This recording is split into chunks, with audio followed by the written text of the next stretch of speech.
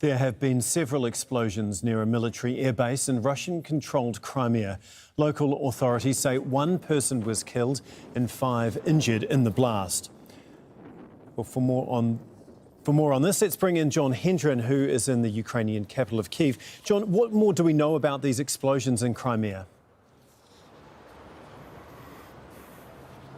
Well, it's something of a mystery.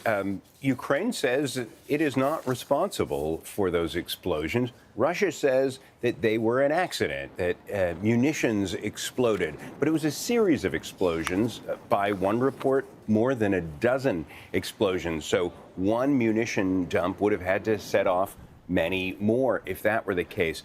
Ukrainian authorities suggest it might have been the work of saboteurs. And that's interesting because Crimea was annexed by Russia in 2014. It's been many years. There has not been fighting there recently because it is so firmly in Russian control. So it would be something of an unusual event if Ukraine were to have shelled it.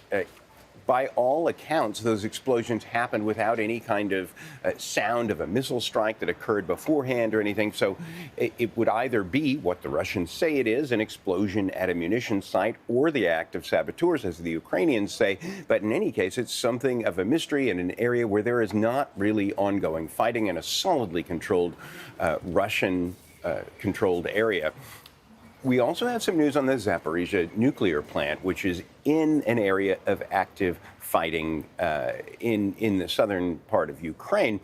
I talked to Petro Kotin. He's the head of Energoatom, the company that controls that nuclear plant. He says they no longer really have control of it because it's under Russian authority, but the Ukrainian workers are still there. And he says there are 4 lines that connect that to the Ukrainian electrical grid.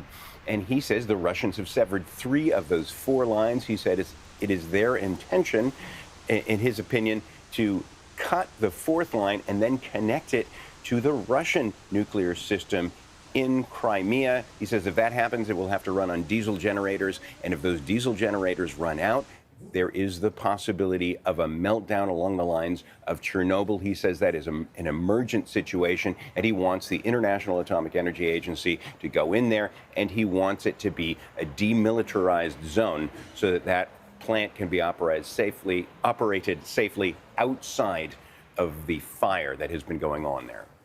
Well, thank you very much for that update. That's John Hendren in Kyiv for us.